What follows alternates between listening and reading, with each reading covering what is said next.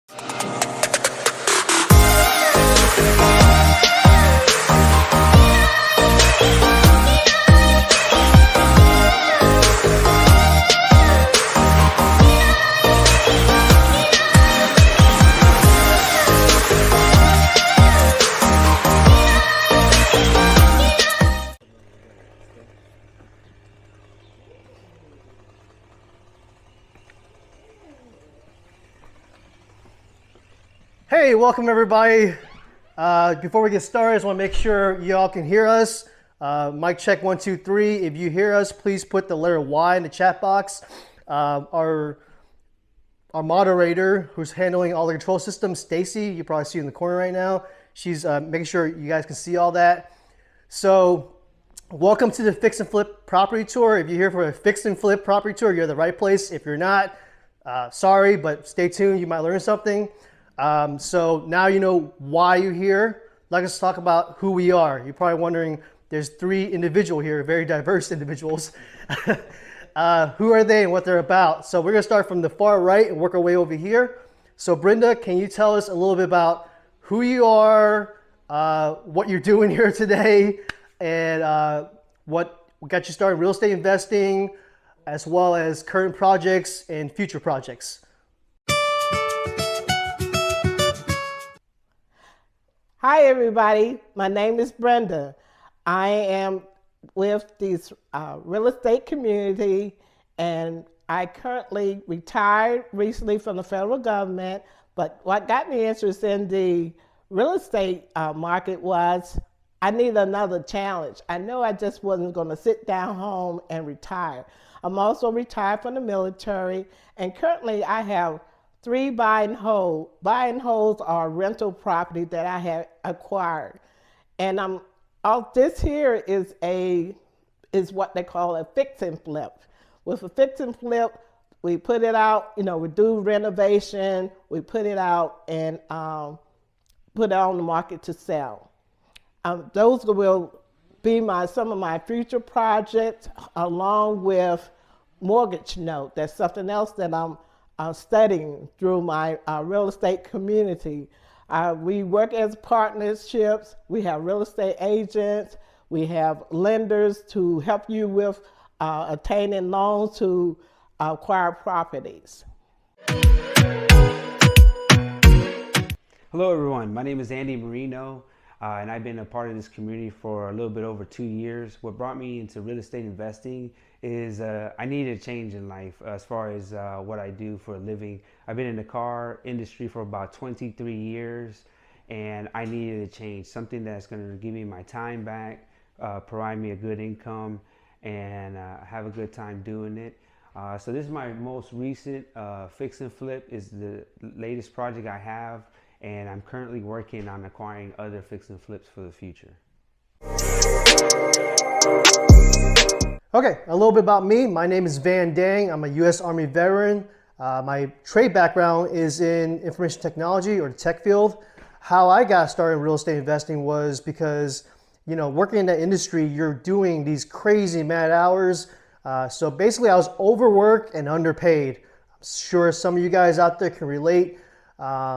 Basically, I knew that I was capable of doing more and being more. So I just went out there, started going to different networking meetings, meetups, anything I could do to get out there to understand what's available. So along the way, I ran to this real estate investing community. They were doing something called an intro meeting. So if you guys haven't been to an intro meeting yet, I would encourage you to go to an intro meeting. After that, went something called a follow-up. So in between those two meetings, if you guys haven't been to either or, I encourage you to go. All this will make more sense if you attended both. So during those events, they showed us that there's a system you can plug yourself into to gain the knowledge. Once you gain that knowledge, you can attend these things called study groups, where you can get together with like-minded individuals, kind of like Brenda and Andy, because that's where I actually met them from, the study groups. So you get the knowledge, you get together in a group, you go over what you learn, you kind of develop plans of actions, and then you actually take action, because all this knowledge and stuff you're learning, if you're not applying yourself, you're just wasting time. So that's what we did. We absorbed the material, we got together, mastermind, developed plans of action, and actually this is our first official project as a group together. I worked with both of these individuals on a separate basis, but not as this kind of group before. So those study groups helped out a lot. So that's how I got started in real estate investing. What happened was, what I'm currently working on is all this real estate transaction. It helps generate revenue and sales and tax records. So how that helps out is it builds your business. So we have a mindset development. So you guys don't know how this stuff works. It helps you build your mindset. We also have business development to help you evolve yourself as far as how to get yourself away from your personal Social Security number and all stuff like that, and start building a business entity and stuff like that. So what happened is, what I'm currently working on, like I said, is we open up a construction business. What that means is we're not doing construction, because I have no idea how things work. We have people in our community who do construction, such as building communities and stuff like that. So there's a big market in acquiring construction equipment and renting out. It creates a big cash flow. So that's what I'm currently doing. We're buying construction equipment, we're leasing out, we're using a cash flow to go acquire more properties. So that's what I'm currently working on. Based off of that, I can use that to pull myself up to what I want to work on, which is seller financing. Seller financing, not just single family homes or like little townhomes and stuff like that, but we're trying to get seller financing for a multi-unit complex. We're actually working on a 16-unit complex downtown. It's also next to it is a commercial space. They haven't really done much lately over there, but because all of the COVID things dying down and things open back up, we're trying to work with his landlord to take over the building of that multifamily unit as well as take over the commercial space. So that's seller financing. If you guys don't know anything about that, get with the person who invited you here tonight. They can tell you more about that or get you plugged into the right people. That's about me in a nutshell. So what I want to do right now is I want to bring the other two back, but while they're trying to come back, I'm not sure what they're doing. You guys can watch a little sneak preview of the actual property. So here you go.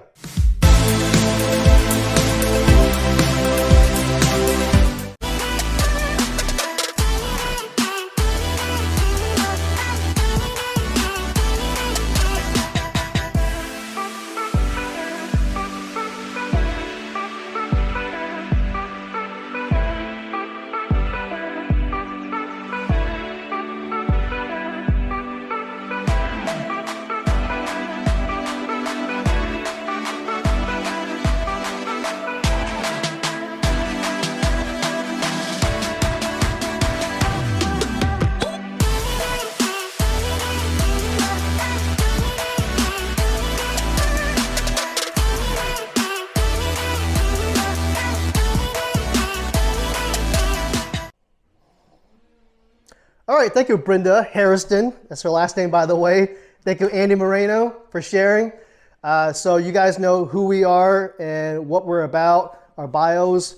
Got you to know a little bit about us. So this is an actual fix and flip property tour. We're going to walk you all through the process of how we were able to find the property, acquire it, acquisition mode, as well as get it funded and do the rehab. So as far as finding the property, there's a lot of process to that. So I'm not going to do that part. I'm going to let Brenda Harrison do that part because she's the one that actually found the property. So Brenda? I found this property through a friend of mine that had passed away. At the time, I didn't know she had passed away, but I do know that she had no immediate family or heirs to leave the house to. So I was wondering, well, what's going to happen to her house? So I contact my real estate community, people that I know and trust, to help me do some research. So after the research, we was able to see that we could found the house, acquired the house. So for acquisitions, I thought it'd be easier for everybody if I had the whiteboard. So we're sharing the whiteboard right now, and we'll go over the acquisition process. Now, Brenda explained that after she found out her friend had passed away, she was in a realm where she's not familiar with. So what happened, she contacted somebody in the local community, which is me. I've done this before, so it wasn't too hard to understand what was going on. So anytime you have a property, somebody refers a property to you or you find a property yourself, the first step is you got to do something called skip tracing. What skip tracing is, you find out more information about the person as well as the potential property or properties that they may own. The software system we use for this is called the iOS system. It's a proprietary software that we use within our community. It stands for Investor Operating Software System. It's mobile capable, so you can use it on your laptop, your desktop, your tablet, your phone. So if you're like out in the field somewhere and you run into a property, like, hey, I want to get more information about this, or I think I know what the owner is, or I want to talk to the owner on site, you can pull all information up, and it gives you more of what you need to know. Now we do have live weekly demos. It's weekly live demos. So if you guys are not part of the community, or you are part of the community, just get with the person who invited you here today, and they can show you the link where you can attend virtually. And I think some places are doing it live in person, but again, just get with the person who invited you today on more details about that software. Now for the second part, I'm just going to break out a timeline so you guys can better understand where we're coming from. So, okay, so Brenda notified me, Van, about the property. From here, I used the iOS, like I told you earlier, to skip trace. I understand that from there, I got the property information, such as the address, the tax records, the liens, etc. Sometimes the address is important because even though the property's there, they might live somewhere else or have mail going somewhere else. So it's good to have that software system to be able to pull information up. I also found out that the deceased owner had no spouse, she had no kids, and she had no next of kin, and she had no local family in place. And she also had like no will from my skip tracing.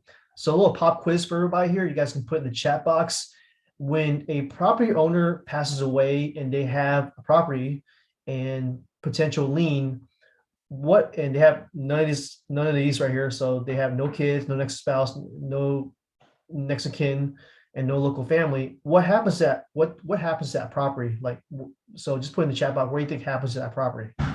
Anyways, I found out she passed away on Friday, March 13th of 2020, last year.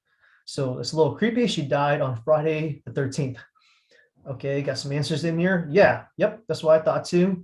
The property went to probate status, maybe. That's what I thought automatically. But what happened was I referred to one of the classes we have. We have a class called probate. And inside that class, it goes over the process of probate.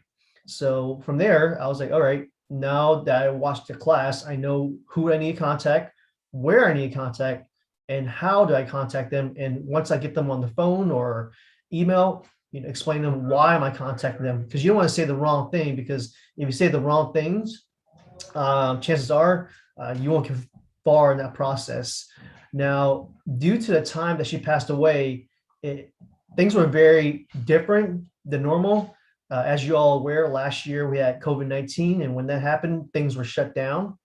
So because of that, there was a big delay in process information. So she had a lien, she had two liens on the property, and neither lenders knew that she had passed away because the county hadn't processed it, because the county was low on people because only a certain amount of staff were allowed to work the office, which was in our favor, because once it goes into full probate status, it's kind of hard because you got to figure out who's handling the estate. From there, I had to figure out how to get funding. So I'm gonna go to a different slide for funding. That's the subject property before picture, and you all will see the after exterior picture shortly here. So the purchase price, we were able to get it for $200,000. This is pays off all the liens, as well as we found out she had judgments, and she left a big mess. So we had to sort through all that. We have option one, which is private capital. You can purchase the property straight private capital. And what private capital is, and there's a class you guys can watch called private capital or private and hard money. And that explains to you all what private capital is. Just normal folks with money sitting on the side and they just don't know what to do with it. So your job as a real estate investor is to be able to grow people's money as well as your own. Option two, hard money lending. Basically go to institution. They're like, okay, what's the property? We'll give you a loan off that property, not just on your personal information such as credit scores and loans debt to credit ratios. Like they don't really look at that. They look more about the property. Option three, a blended approach. A blended approach is option one and option two mixed together to get the blended approach. Now we knew from going inside the property and walking the property with our contractors, we're looking at the rehab costs between $80,000 to $100,000. That's just based on experience and working similar properties. We knew that that's how much one would go for. So from here, we're like, okay, what time frame we're looking at? We're looking at 4 to 6 weeks. If you guys are paying attention to current real estate market, it's going more from a seller's market to a less seller's market. We're not quite there with the buyer's market. If you guys don't know what I'm talking about, there's a class called Understanding Mortgages, as well as Market Analysis, to be able to understand how to judge where the market's going. Now, when it's a seller's market, basically that's what it means. You're able to uh, get higher money for a buyer than when it's a buyer's market. When the buyer's market, they have more options to be able to get more concessions from you. But anyways, we knew it was between 4 to 6 weeks. So we're kind of rushed to beat the market, and then especially time of the year. So we went with option three, the blended approach. And how we got funding for the blended approach was we mixed option one, which is private capital, so regular folks. So we have people in our community who did something called a self-directed IRA. They converted their traditional 401ks, 401(k)s, TSAs, money just sitting out in the market, stock markets with bonds and stuff like that going up and down depending on what's going on in the world. A lot of volatility. So they switched over to something called self-directed IRA, so that way they can direct the actual retirement, such as into a project like this. We also have people who did something called velocity banking. Both of these are classes, by the way, that you guys can watch. Velocity banking, and what they do is they pay off all their debts using this process. And once you do that, you just have extra cash flow coming in. So instead of just having your cash sitting on the side, like in a savings account, you can invest in a short-term project such as a fix and flip, or maybe you can do a buy and hold. But we have both of these people. We have these people involved in our community. They're like, hey, we have money sitting around. Can you help us grow it? Of course we can. So we combine it with a lender, a hard money lender. The reason why we did this approach was because we want to preserve our own capital. Whenever you run into a property like this, it's been sitting out for a year or a couple of months, and through seasons such as summer and then fall and then winter, there could be unexpected expenses coming up, and you don't want to exhaust all your capital. And along the way, while you're doing this project, you might run into another project. So you want to be able to use your own capital to purchase more properties to do more projects. We also want to stay on track with the timeline. What I mean by that is, you guys ever seen those people who get into projects and next thing you know, they go broke and the property's just sitting there and it gets wholesale? So, we didn't want to do that. We knew there was a potential profit margin here. So we want to stay on track. So we went with the blended approach. So going back to the timeline, Brendan notified me, use iOS, watch the class, probates, knew who to contact, get the funding. From here, we have a local community. So the people that I just mentioned regarding money sitting around, we have a local community, and we get with them. And from here, we purchase the property. And you're like, well, how do you know who to contact regarding purchase of property? Don't you need a title officer? Don't you need a real estate attorney? I think Brenda mentioned it during her introduction that we have a local community, no matter which market you're in. So wherever you're watching this from, you can get with the person who invited you. They can tell you more about the local community there. But we have all those resources, and we were able to purchase the property and then, of course, start the rehab. So that's the acquisitions process in a nutshell. Let's go ahead and move on to the actual rehab and what we've done so far.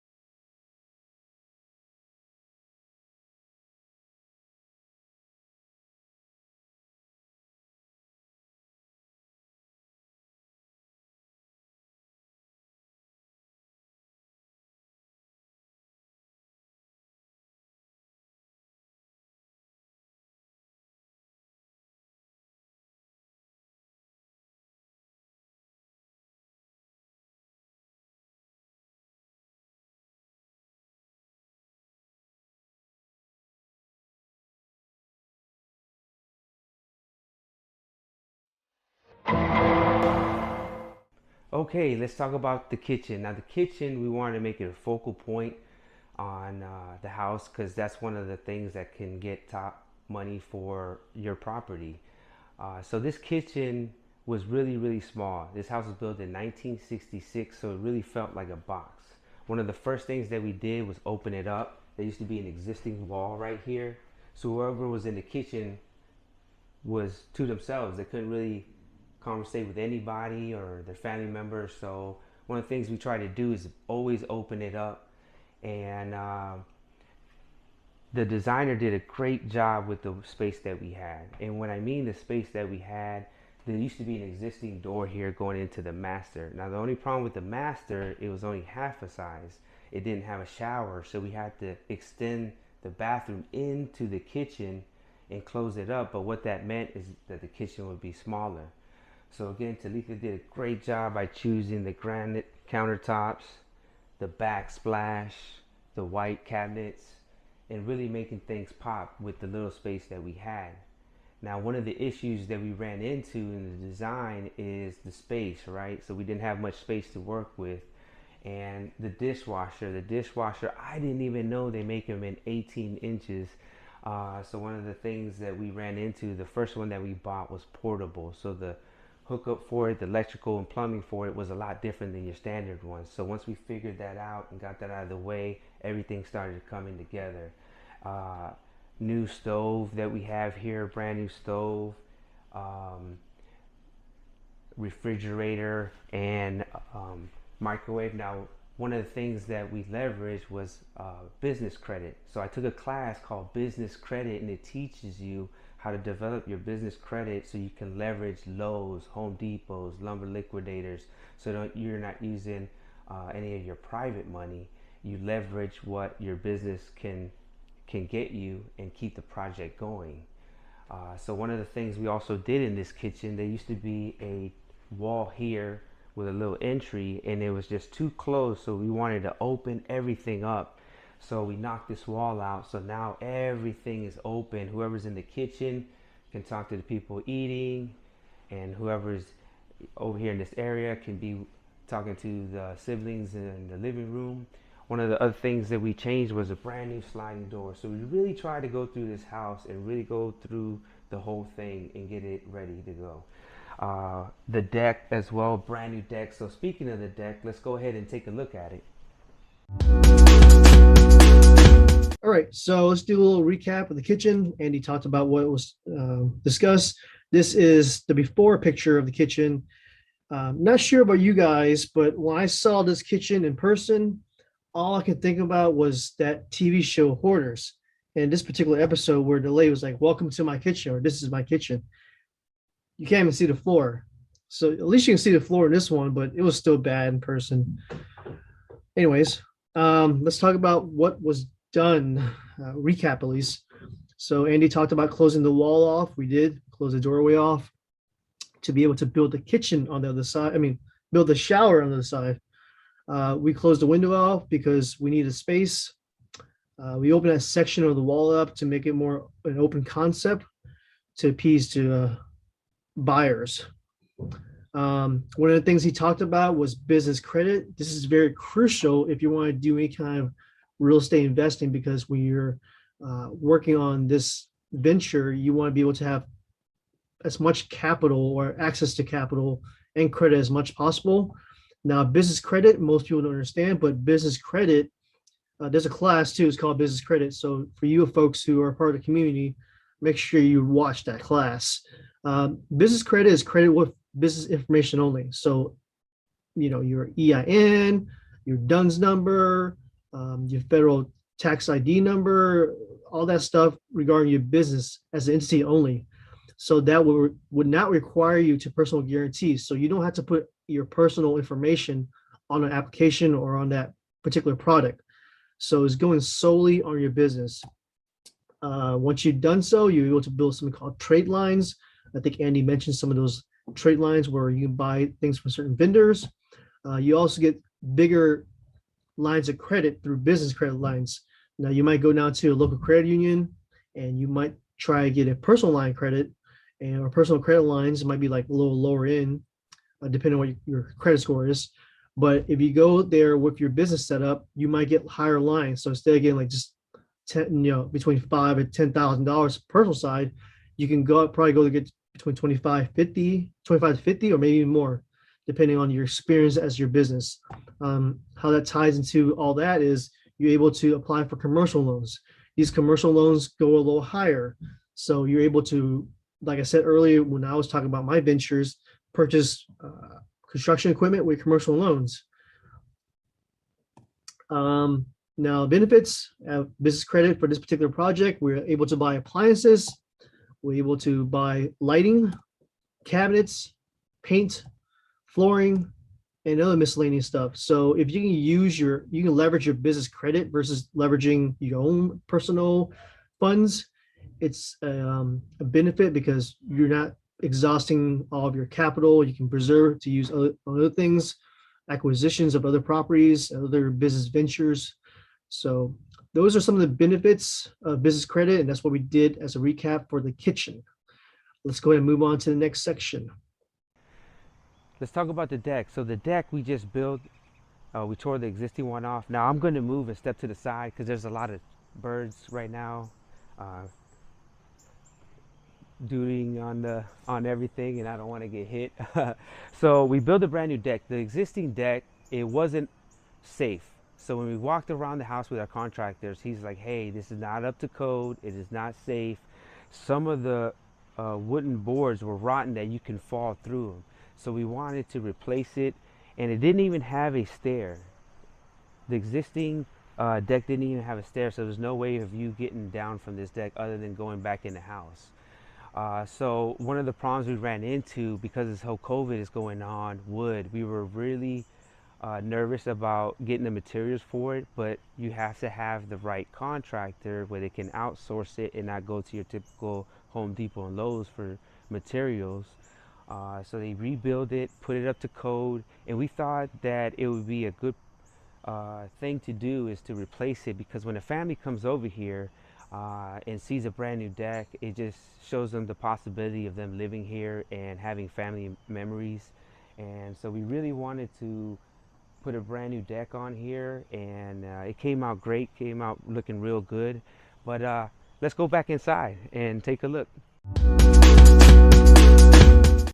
So Andy just went through the deck. What we're doing right now, so I'm going to do it before, during, and after, so you guys can see what was all included or entail of the deck. So here's a recap.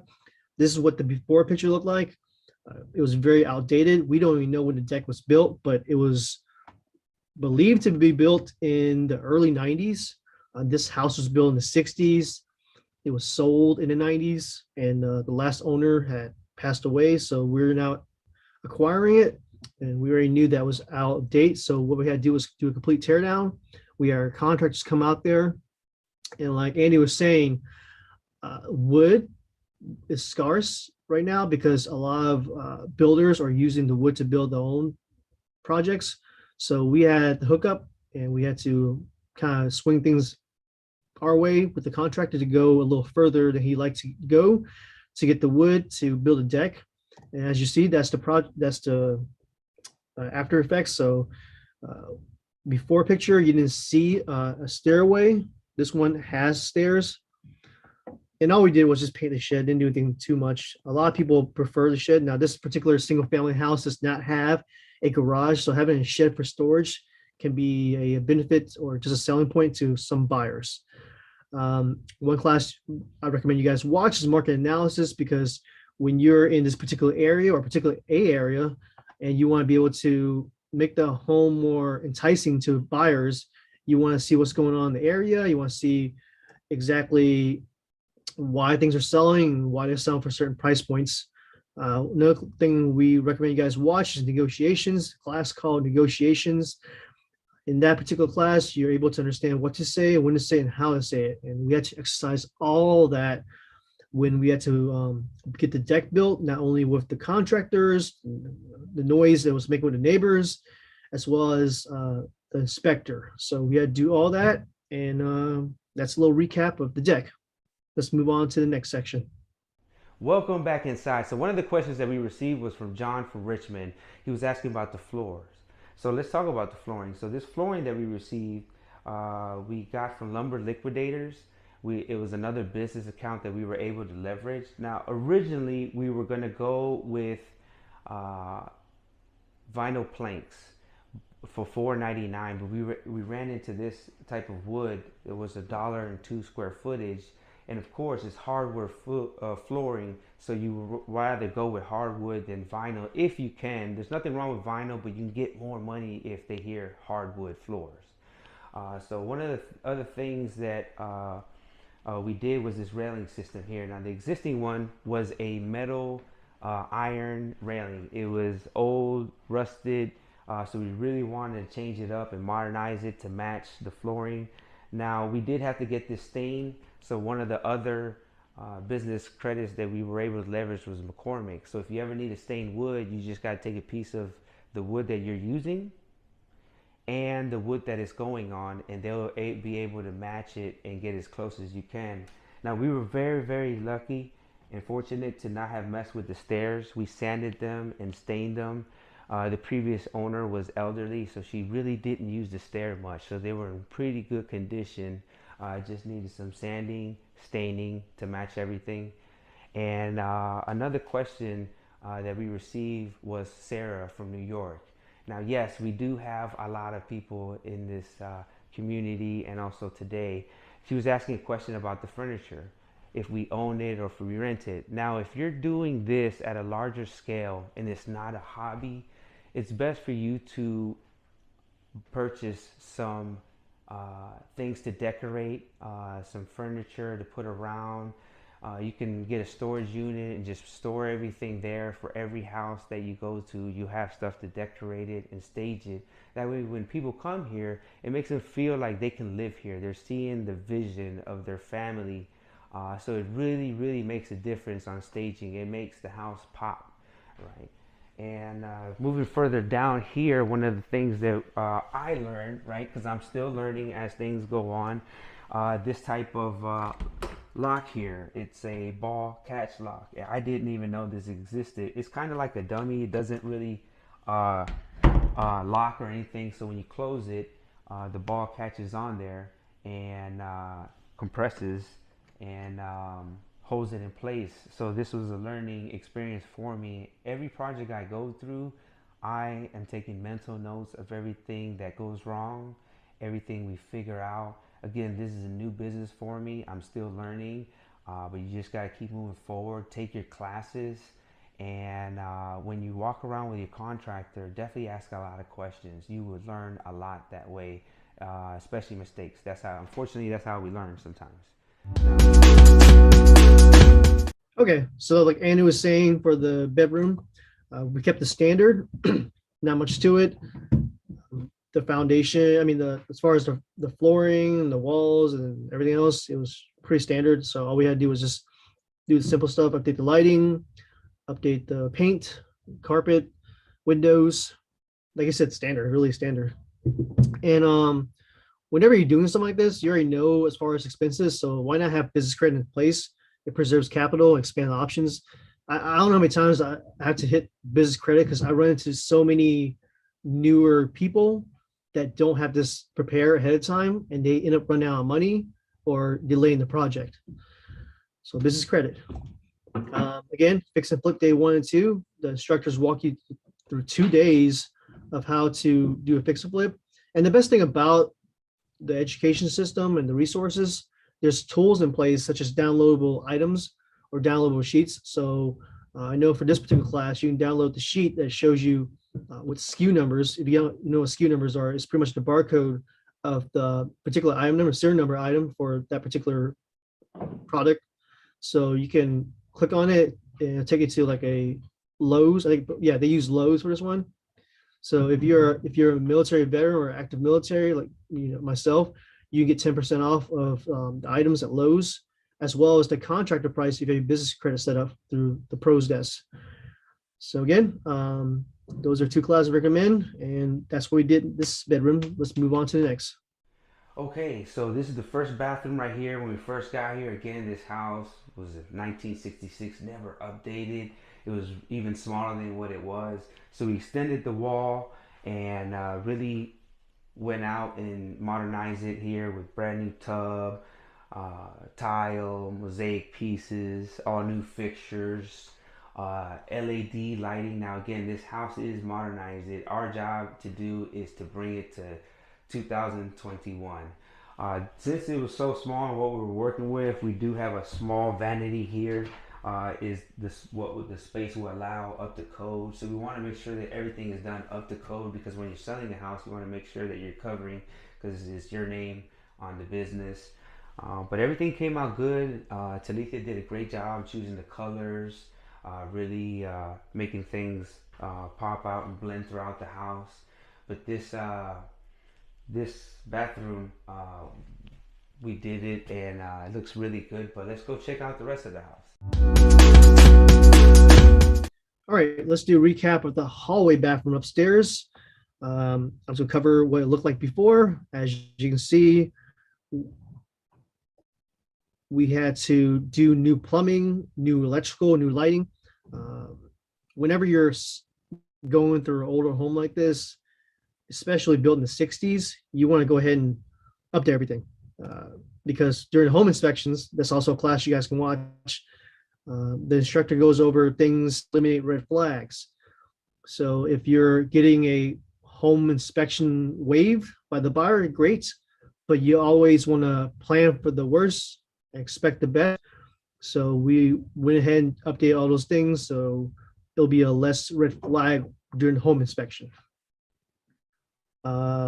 Not much to it. We just had to update the old setup. There was not much we can do, because to the left was a staircase, to the behind of this was the other bathroom, and to the right was the master bedroom. And there was really no room to expand this particular bathroom. We just had to keep it standard and just update things we need to update. All right, let's move on to the next section. Okay, this is the first bedroom. Now, this first bedroom didn't really require too much rehab. We did what we call the basics. The basics includes paint, all electrical sockets, all new light switches. We added a fan here. Didn't have a fan at first, so because again, this house was built in 1966. Most of those houses don't come with a light or fan. We also replaced the doors, all the hardware. And speaking of doors, I forgot to mention this one right here. The reason why we put a ball catch is because look at the size of this thing. This door is not that big, so we had to come up with a different way of locking it and securing it without doing too much, because this was already weird, I guess you could say, smaller. But let's go back down here. Let's go to the second room. Okay, so like Andy was saying, for the bedroom, we kept the standard, not much to it. The foundation, I mean, as far as the flooring and the walls and everything else, it was pretty standard. So all we had to do was just do the simple stuff, update the lighting, update the paint, carpet, windows. Like I said, standard, really standard. And whenever you're doing something like this, you already know as far as expenses. So why not have business credit in place? It preserves capital, expand options. I don't know how many times I have to hit business credit, because I run into so many newer people that don't have this prepared ahead of time, and they end up running out of money or delaying the project. So business credit. Again, fix and flip day 1 and 2. The instructors walk you through 2 days of how to do a fix and flip. And the best thing about the education system and the resources, there's tools in place such as downloadable items or downloadable sheets. So I know for this particular class, you can download the sheet that shows you with SKU numbers. If you don't know what SKU numbers are, it's pretty much the barcode of the particular item number, serial number item for that particular product. So you can click on it and take it to like a Lowe's. I think, yeah, they use Lowe's for this one. So if you're a military veteran or active military, like myself, you get 10% off of the items at Lowe's, as well as the contractor price if you have a business credit set up through the pros desk. So again, Those are two classes I recommend, and that's what we did in this bedroom. Let's move on to the next. Welcome to the second bedroom. So this one we did the basics again. We added a fan, painted it, repaired the walls, added doors, all the hardware. We replaced the hardware and electrical sockets, light switches, and we also staged it because you want that feeling of them living in here. And it also doesn't hurt to have signs up here. There's multiple families coming to view the property, and you're not here to kind of see if things are still going good. So you want to leave signs here and there for people to have courtesy and not mess up your property. So let's go take a look at the master bedroom. Okay, now we're in the second bedroom to the right corner of the property. Again, kept the standard, nothing to it. Again, business credit. So in the video, you guys watched it before, you notice like there's a hole in the ceiling and all that stuff, all these debris inside the picture is the insulation. So again, when we were going over our numbers originally, when we didn't have access to the property, we were just guesstimating how much it costs. We didn't realize that we had to do all new installation. And if you have business credit in place, you may not think installation costs money, but attic installation is a little extra because it's fiberglass. It's a special type of fiberglass. And having business credit in place saves you money. Now, also again, fix and flip day 1 and 2. Sometimes when you're in need of special materials or items, it's good to understand how to get it quickly and different ways of bypassing it, especially with this new age day of ordering things online. So the instructors do go over that, kind of like a cheat sheet. So those are 2 things I recommend, and it's pretty standard built for this particular bedroom. Let's move on to the next part of the house. Welcome to the master. So the master here, we did the basics. So the basics again, we did a fan, painted the walls and repaired them, new doors, hardware, electrical sockets, and light switches. So we also, when we were staging here, we decided to put a king size bed so the potential owners can kind of visualize what their stuff would look like and what kind of space they have to work with. So again, staging is a big part of getting the owners to commit to buying because they can visualize themselves. So here we just did the basics, and then right here, this is where we extended the master bathroom. Okay, let's do the recap of the master bedroom. As you can see, this is the before picture. It was terrible. Literally, she's just like going there and just throwing things in there like a storage closet. Anyways, once we cleared out the area, we realized that we had to change the plywood. The reason why is because this particular owner, she had pet cats like this one right here. And when she was in the later stages of before she deceased, she would leave her windows open so the cats can go in and out. So this room was marinated in cat urine. So we had to change the plywood, be able to get rid of the smell. It was pretty strong. Literally, I was standing outside at the neighbor's house, and they had the windows when they were demoing. I could smell it. It was that strong. Yummy.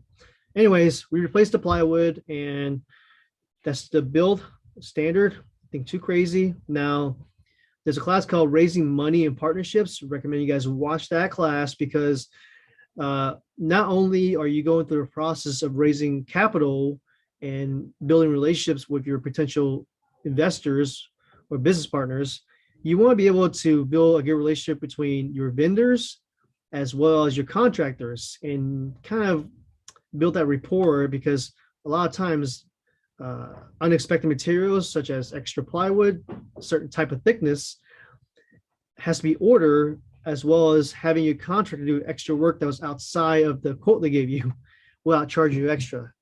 So recommend you guys watch that class, but that's about it in a nutshell for the master bedroom. Let's move on to the next section.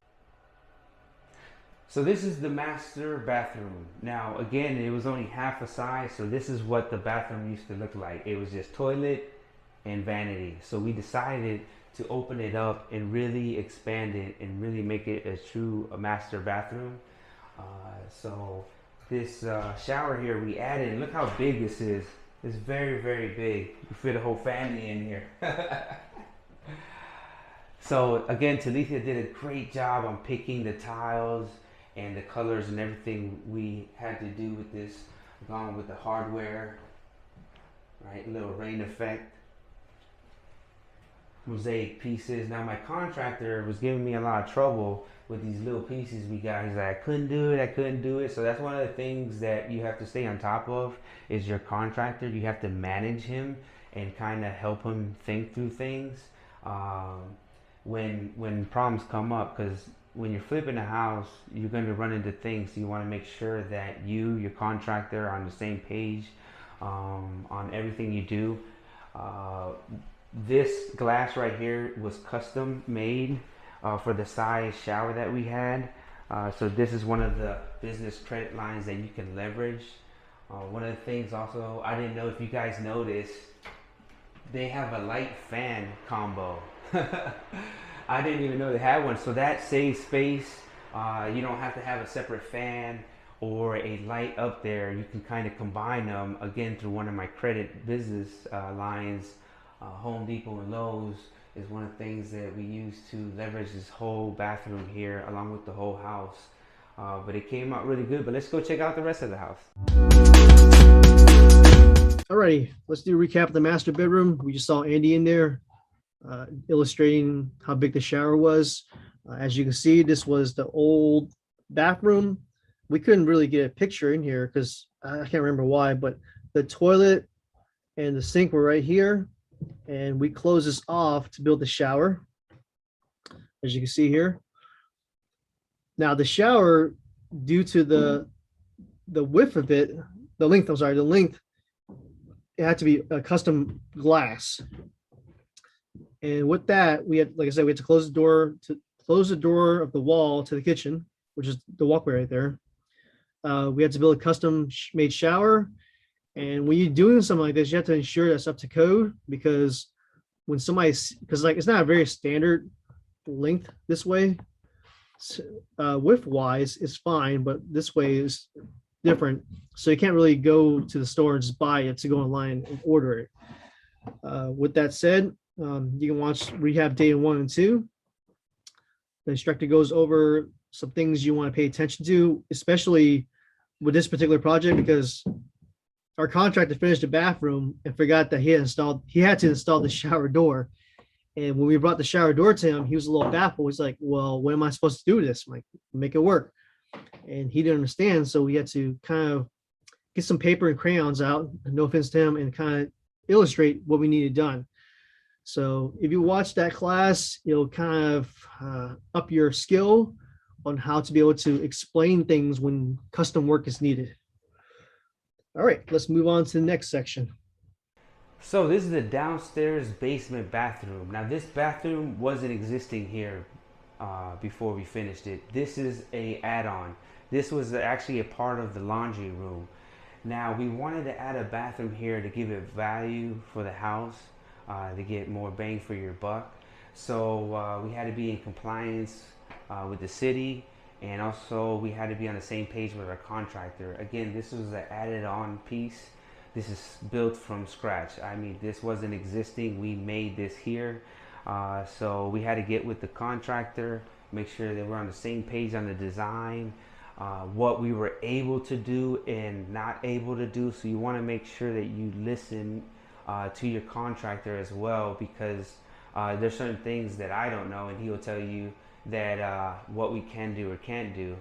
So we added here a jacuzzi tub as a selling point. So whoever moves down here is going to have a nice fresh bathroom, new tiles, mosaic pieces.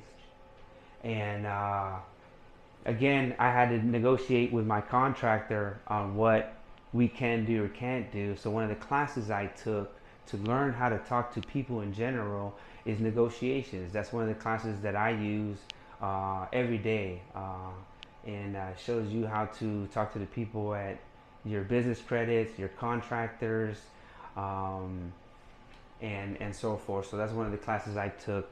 Again, in this bathroom, we did everything. We had new doors, new hardware, new light switches, everything built from scratch. So it came out really, really amazing. And whoever lives down here is going to have a beautiful, beautiful bathroom. But let's go check out the rest of the basement. All right, this was the original laundry room. The laundry room was huge, and we're not sure why it was so big. It was literally about 2/3 of the basement. So when we saw this laundry room, we're like, we can do something with this. Basically, we closed this whole sectional up right here and built this bathroom. Now we had to install brand new plumbing. So all the concrete in the laundry room was destroyed. So we can run new plumbing. We had to build the bathroom from scratch. We had to definitely ensure it's up to code. So whenever you're doing this kind of work, ensure that the plumber is doing it has a current license, and you can look them up online through your local depot. Um, Again, watch home inspections. Make sure that the work you're doing can get approved. And once it gets approved, make sure it's recorded because it'll show up on the tax records. Because if you're selling a home that's four bed, you purchase a property that's a 3-bedroom, 2-bathroom, and you convert it to a 4-bedroom, 3 bathrooms, you want to make sure the tax records can go back to the permits. So again, make sure it's get approved, make sure it's recorded, and double check to make sure everything's online where it needs to be, as well as um, permits displayed when home inspections are required. So again, all we did with here was we did a bathroom. Now this particular bathtub is pretty cool because it says jacuzzi as well. So again, one of the things you want to double check, because this wasn't working before, but we had double check and now it's working fine. Um, that's a recap of the bathroom downstairs / laundry room. Let's move on to the next section. So I just came out the downstairs bathroom in the basement. So one of the selling points, we added this bathroom, but we wanted it to have accessible to the people in the living space, in the living area, and also in the bedroom. So we added two doors to this bathroom. One from the living area of the room and also over here in the open area. So if you have any guests, they can come through this door. Now this door here is going into the laundry room, but honestly, the laundry room is not that pretty. We do very, very minimal on there, and we'll just check out the rest of the house. So the last little clip, you saw Andy walking through a door. It has 2 double doors. This particular door was about 42 inches. We don't know why they put a 40-inch door right here. This is a custom 40-inch door, 42-inch door. So we literally closed it up, the one door, and put 2 doors. As you see here, we got 1 and 2. So why so big? We don't know. Anyways, we closed one door off for 2. Andy would talk about this, but we stained the steps. The steps were pretty good condition. The last owner was elderly, and she really didn't go downstairs that much, so steps were really well. We did open these walls up, and we put the rail system right there. One of the things he didn't mention was we had to install a couple of vents. The HVAC guy went in there. As you can see, his older picture, there was no drywall, so it made running installation really easy. The vents. That's a recap for this. Let's move on to the next part. So here in the basement, as soon as you come down, there used to be an existing wall here and also a door that was framed. So again, this house felt like it was boxed in. One of the things we try to do again is open it up and really modernize it. All right, so this open recreational area of the basement, I just want to cover a couple things that Andy might miss. One of which is whenever you're opening up sectionals, you want to make sure that there's no low bearing walls or beams in place, because if there is, it kind of ruins the design. So the reason why we opened on the right side versus left side was on the left side, there was a low bearing beam. So we thought it'd be easier to open on the right side. Pretty much standard setup as far as the rehab on this side, carpets, paints. Now there was a ceiling fan. We didn't put a ceiling fan down there because it was pretty low after we put the drywall up. So we just did the recessed light. There is an insert for the next owners to install a ceiling fan. We put that as an option, but other than that, not really. All right, let's move on to the next part. So down here is the fourth bedroom that we have. We added a closet, did the basics, which includes the lights, new LED lights, and paint, electrical sockets, light switches. Now all the lights that we have on this house, you can actually pull them down and change the color on them. So you can put any light shade that you want. So that's also a selling point for the house. And again, this door right here is leading into the bathroom. So you have whoever's living in here can go to the bathroom, and whoever's visiting can also go to the bathroom. Have it accessible for everybody. Okay, so in the bedroom downstairs here, all we did was we opened up this wall. Once we opened this wall, we built the closet in the back, the custom closet. Simple setup, nothing too crazy. That's about it for this section.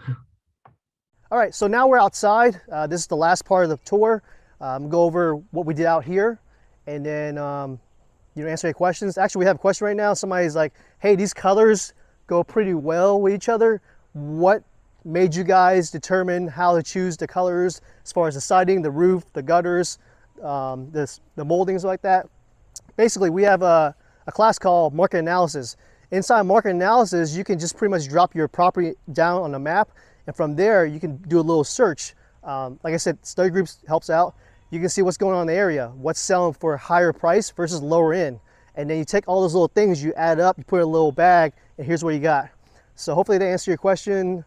Joanne from Richmond. All right, so what we did out here was the first thing we did to start up top was the roof. If you guys look at the previous video, or I mean the previous section, we talked about the roof. We had to pretty much tear all the shingles off, and after that we had to repair the plywood. The roof was really damaged. After the plywood was done, shingles on top. Up at the very top, you guys ever seen those little things where it spins around?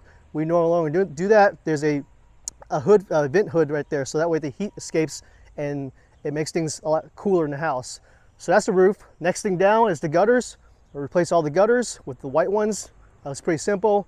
Next after that is the siding. So before we had wood panel on the side, so they had to pretty much destroy all the wood panel. From there, take a look at the insulation, make sure there's no damage, look at the actual frame of the house, no damages, and they pretty much closed it back up with the siding.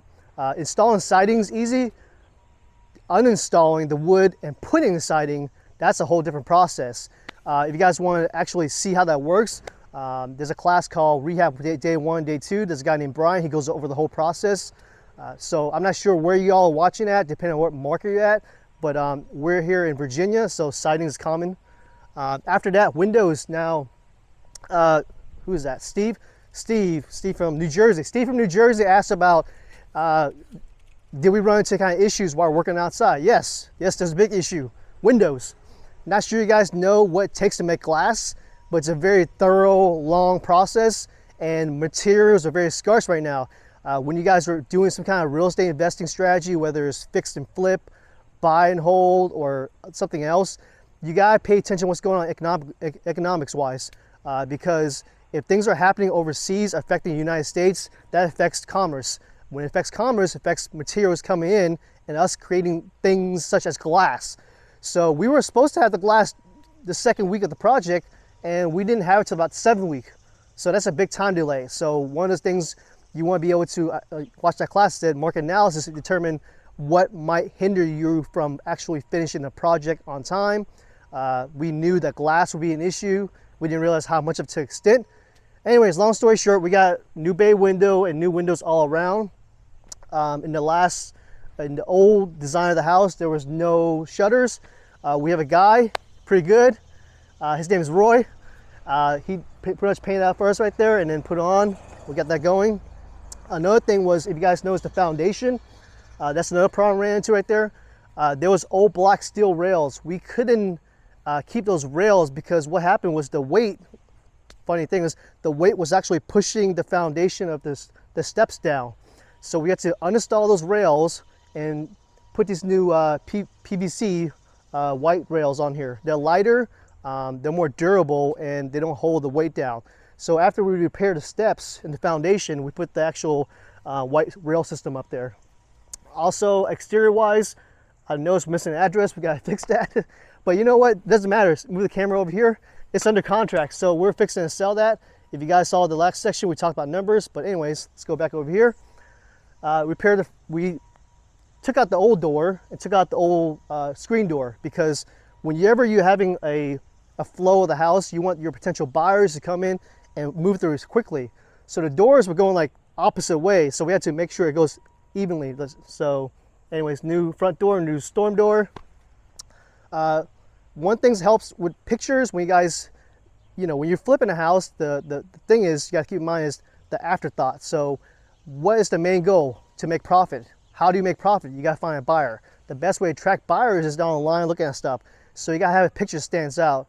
Having greenery helps out. Some of the greenery is dead right now. We're dying because it's been hot out here, but it helps out with the pictures. So that's about it in a nutshell.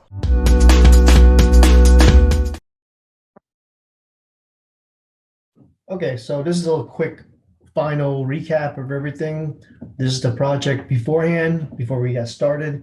When Brenda first notified me, again, the purchase price was $200,000. Rehab was $100,000. We got the property under contract currently for $410,000. Took us about 6 weeks to complete. So let's do the math. 410 minus 300 equals $110,000 profit by the time this transaction closed. After this close, results not typical, because not everybody can do this, because sometimes we get stopped by our own actions. So this is us in a nutshell. I say nutshell a lot. I don't know why, but yeah. So after 6 weeks, this is the profit, and we have about 2 more weeks till we close. So 8 weeks total. I'm not sure if you guys find it, I guess, hard or easy, but 2 months at $110,000 is not bad. All right, so let's go ahead and move on to the last part of the tour, and then we'll wrap up with some Q&A. Thanks. Okay, so you've been to the house with us, went through the whole property, saw it from beginning to end. I hope you guys enjoy your time here. If you need more information, get with the person who invited you. If you have any questions for us, please hit us up right here. We have a little contact information for myself, for Andy, as well as Brenda. If you guys are part of the community, we gave you guys some resources to watch for classes, so you guys get plugged in, up your skills, attend your study groups. If you guys are not part of the community and you haven't been to an intro meeting, please attend the intro meeting. If you haven't attended the follow-up, attend the follow-up. All this stuff will make a lot more sense if you guys go through the process and see what's going on. So anyways, that's about it for our tour. Hope you guys enjoy. See you in the next tour.